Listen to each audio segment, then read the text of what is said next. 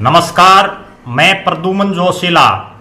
आज के इस वीडियो में बात करने जा रहा हूं एक ऐसे नेता की जिसने हरियाणा से बाहर बहुत से राज्यों में कई मुख्यमंत्री अपनी कलम से बनाए, कई बड़े बड़े पदों पर रहे, लेकिन उनकी किस्मत कहें या उनका राजनीतिक रूप से दुर्भाग्य कहें कि वो हरियाणा की सत्ता को कभी संभाल नहीं पाए।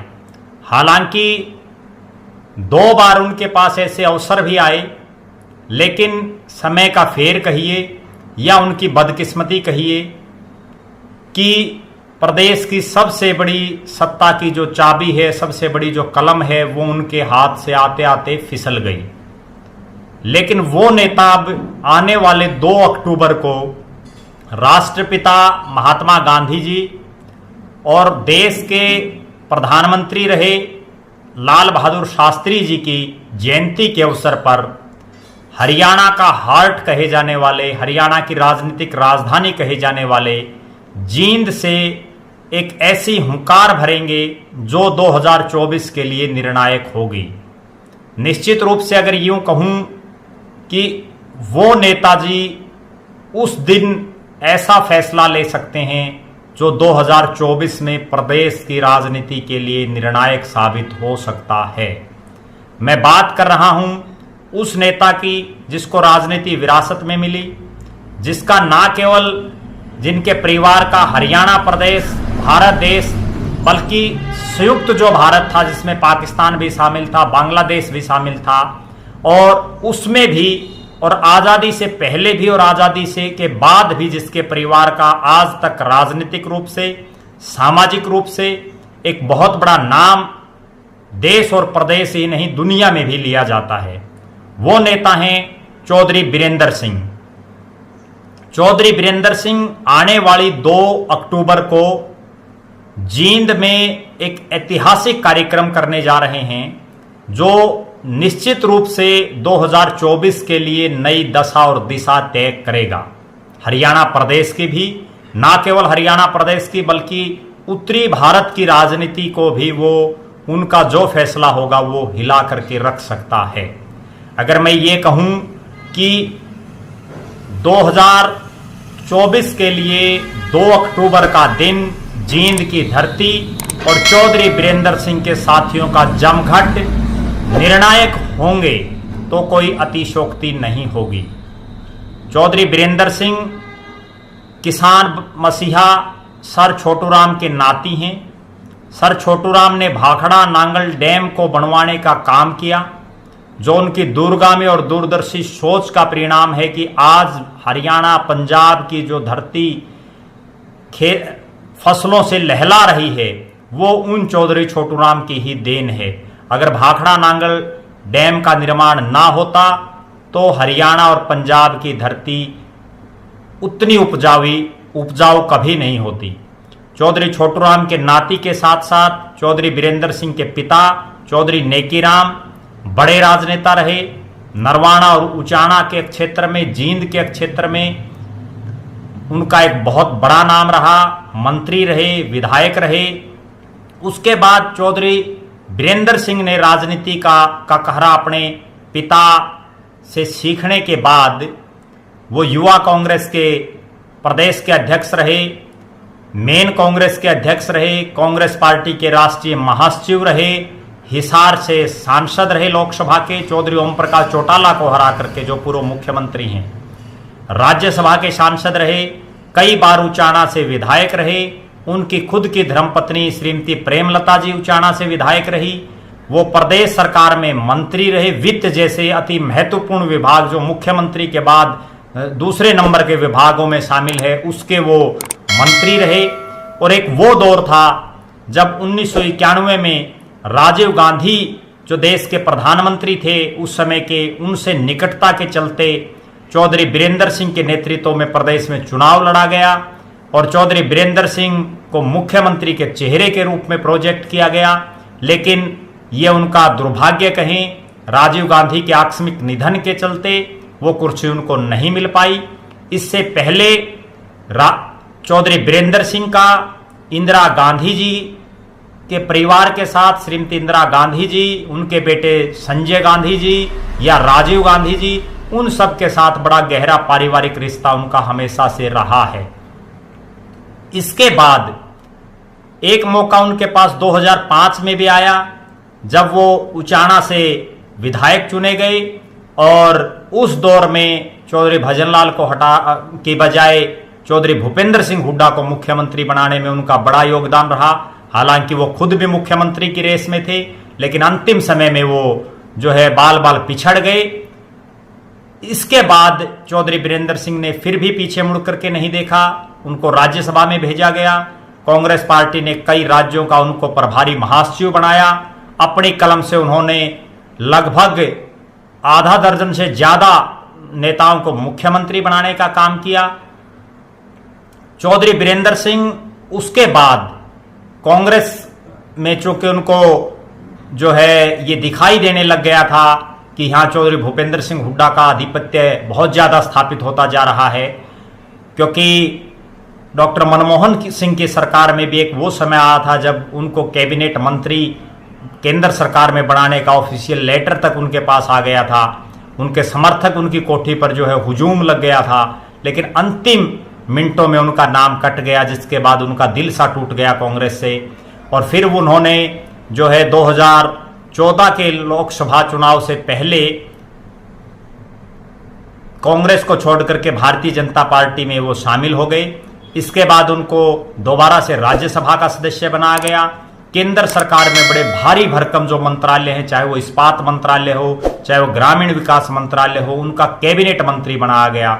वो प्रदेश के एकमात्र ऐसे नेता हैं जो बिना मुख्यमंत्री बने इतने बड़े पोर्टफोलियो के कैबिनेट स्तर पर मंत्री रहे हों प्रदेश में। हालांकि चौधरी बंसीलाल, चौधरी देवीलाल, चौधरी भजनलाल और राव बीरेंद्र सिंह भी बड़े बड़े पोर्टफोलियो के मंत्री रहे हैं, लेकिन वो तमाम नेता मुख्यमंत्री बन चुके थे। इसके बाद चौधरी बीरेंद्र सिंह के बेटे ब्रिजेंद्र सिंह जो आईएएस की नौकरी कर रहे थे, कमिश्नर रैंक पर थे, वो जो है उन्होंने एकाएक इस्तीफा दिया और वो हिसार से सांसद बने। लगातार जैसे ही ब्रिजेंद्र सिंह सांसद बने तभी से अटकलें शुरू थी कि ब्रिजेंद्र सिंह को मोदी कैबिनेट में, कैबिनेट का तो नहीं, राज्य मंत्री तो जरूर उनको बनाया जाएगा, क्योंकि चौधरी छोटूराम का, चौधरी बीरेंद्र सिंह का एक बड़ा नाम है। और विशेषकर जो जाटलैंड है, चाहे वो हरियाणा की हो, पंजाब की हो, यूपी की हो, दिल्ली की हो, राजस्थान की हो, उसमें एक बहुत बड़ा नाम जो है चौधरी बीरेंद्र सिंह का है। लेकिन वो पिछले लगभग 4 साल से आज बने कल बने इसी रेस में ब्रिजेंद्र सिंह का नाम अभी तक नहीं आ पाया। अब एक बार फिर से ये कयास लगाए जा रहे हैं कि मोदी मंत्रिमंडल का विस्तार हो सकता है। संभावना ये जताई जा रही है कि मंत्रिमंडल में एक जाट चेहरे को शामिल किया जाएगा। वो जाट चेहरा यूपी, राजस्थान और हरियाणा तीनों में से किसी एक राज्य का हो सकता है। ब्रिजेंद्र सिंह पर भी ऐसे कयास लग रहे हैं कि ब्रिजेंद्र सिंह की लॉटरी लग सकती है, उनका नाम भी आ सकता है। इसी बीच चौधरी बीरेंद्र सिंह ने पिछले साल एक बहुत बड़ा कार्यक्रम का आयोजन अपने जन्मदिन 25 मार्च को उचाना में किया, और वह ऐसा कार्यक्रम था उस पर भी पूरे प्रदेश की निगाहें थी। वो उन्होंने टोटली गैर राजनीतिक रख के सभी पार्टियों के नेता उसमें उन्होंने बुला रखे थे। पहला किसी नेता का, इतने बड़े स्तर पर नेता का कार्यक्रम सार्वजनिक रूप से था, जिसमें आम आदमी पार्टी के राज्यसभा के सांसद और हरियाणा के उस समय के प्रभारी doctor Sushil Gupta, Indian National Lokdal party के विधायक और बड़े नेता अभय सिंह चौटाला, भारतीय जनता पार्टी के कई बड़े नेता, इसके अलावा कांग्रेस पार्टी के कई बड़े नेता, और मंच पर 50 से ज्यादा पूर्व विधायक, पूर्व मंत्री जिनके मंच पर हों। और उस स्टेज पर अभय सिंह चौटाला का ये कहना कि चौधरी बीरेंद्र सिंह की तरफ पूरा प्रदेश देख रहा है और हम चाहते हैं कि वो हम सब का नेतृत्व करके आगे बढ़े, ताकि प्रदेश में एक अलग से जो है राजनीतिक बयार बहे, प्रदेश की जो राजनीतिक व्यवस्था है वो बदले, उसमें परिवर्तन हो और गरीब, किसान, मजदूर को उनका हक और अधिकार मिल सके। इस तरह की बातें उस मंच पर बहुत से नेताओं ने कही। लेकिन चौधरी बीरेंद्र सिंह उस दिन भी कोई निर्णायक फैसला नहीं ले पाई, और उसका सबसे बड़ा कारण ये था कि उस समय चुनाव काफी दूर थे। उसके बाद चौधरी बीरेंद्र सिंह ने एक कार्यक्रम और रखने का ऐलान किया, लेकिन समय की नज़ाकत को उन्होंने समझते हुए, चूंकि चुनाव में काफ़ी समय था, इसलिए उन्होंने अंतिम निर्णय ये लिया कि 2 अक्टूबर 2023 को प्रदेश की राजनीतिक राजधानी चौधरी बीरेंद्र सिंह का गृह जिला जींद के अंदर वो एक मेरी आवाज़ सुनो जमघट नामक कार्यक्रम करने जा रहे हैं, जिसमें वो व्यवस्था परिवर्तन की बात करेंगे, जिसमें वो अनुसंधान से समाधान की बात करेंगे, जिसमें वो नई नई टेक्निक के माध्यम से किस तरह से किसान, ग्रामीण, मजदूर, आम छोटे व्यापारी, छोटे दुकानदार, 36 बिरादरी के लोगों का किस तरह से भला हो सके, उस पर वो अपने विचार व्यक्त करेंगे। और जहां तक मुझे सूचना है, इस कार्यक्रम में उन्होंने बहुत से बड़े बड़े बुद्धिजीवियों को, बड़े बड़े इस तरह के राजनीतिक लोगों को जिनकी एक सोच है गांव, गरीब, किसान आगे किस तरह से बढ़े, उस तरफ उन लोगों को वो आमंत्रित करेंगे उस कार्यक्रम में, वो लोग उसमें शिरकत करेंगे। उसी के सिलसिले में चौधरी बीरेंद्र सिंह निरंतर जो है प्रदेश में अलग अलग हिस्सों में अभी जाना भी शुरू करेंगे, क्योंकि प्रदेश में उनका एक बड़ा नाम रहा है। 1991 में जब राजीव गांधी के साथ निकटता के चलते उनको प्रदेश में सबसे बड़ा चेहरे के रूप में प्रोजेक्ट किया गया, तभी से उनके पास एक अच्छी टीम है। लेकिन अगर ये भी कहा जाए कि बीरेंद्र सिंह आज भले ही भारतीय जनता पार्टी में हैं, वो केवल भारतीय जनता पार्टी के प्राथमिक सदस्य हैं, उसके बावजूद उनके आज भी संबंध, चाहे वो कांग्रेस के नेता हों, चाहे वो आम आदमी पार्टी के नेता हों, चाहे वो किसी अन्य दल के नेता हों, उन सब के साथ उन्होंने अपने संबंधों को बरकरार रखा है। पिछले दिनों चौधरी बीरेंद्र सिंह, जो कि अपनी बेबाकी के लिए जाने जाते हैं, उन्होंने सार्वजनिक रूप से भी एक बात कही थी कि चौधरी भूपेंद्र सिंह हुड्डा जो नेता प्रतिपक्ष हैं, कांग्रेस के नेता हैं, और डॉक्टर सुशील गुप्ता जो आम आदमी पार्टी के नेता हैं, और चौधरी बीरेंद्र सिंह, हम तीनों एक साथ बैठते हैं, एक साथ बातें करते हैं और अक्सर हमारा मिलना शाम के समय होता है। उन्होंने ये तमाम बातें बड़ी बेबाकी से रखी। अब पूरे प्रदेश की नज़रें इस बात पर होंगी कि 2 अक्टूबर को चौधरी बीरेंद्र सिंह क्या फैसला लेते हैं। उनके ऊपर जो उनके कार्यकर्ता हैं, ना केवल जींद, उचाना, जुलाना, सफीदो, नरवाना और हिसार लोकसभा क्षेत्र के, बल्कि प्रदेश भर के कार्यकर्ताओं का ये दबाव है कि वो इस बार आर या पार की लड़ाई लड़ें। आज बीरेंद्र सिंह उम्र के उस मुहाने पर खड़े हैं। अगर इस चुनाव में भी उन्होंने कुछ नहीं किया, कोई निर्णायक भूमिका उनकी नहीं रही, तो आगे से उनका जो राजनीतिक जो उनका सतर है वो हाशिए पर जा सकता है।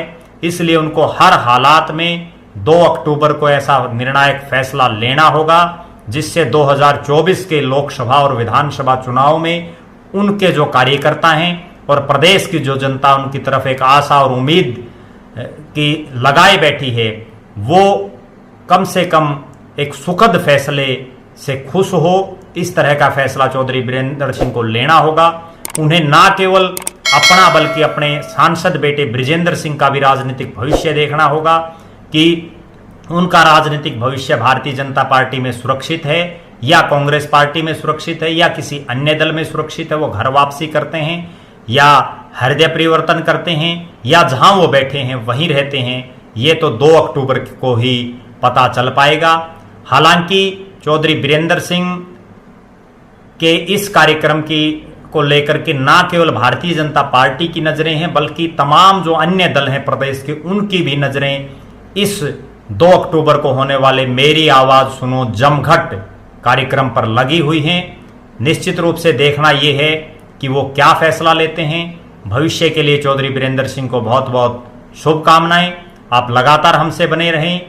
आप हमारे फेसबुक पेज को लाइक और फॉलो करें, यूट्यूब पर चैनल को सब्सक्राइब करें, वीडियो को शेयर करें और अपने कीमती कमेंट्स जरूर दें। लगातार हमसे विभिन्न राजनीतिक वीडियोज के लिए बने रहें। धन्यवाद। आपका अपना प्रद्युमन जोशीला नलवा।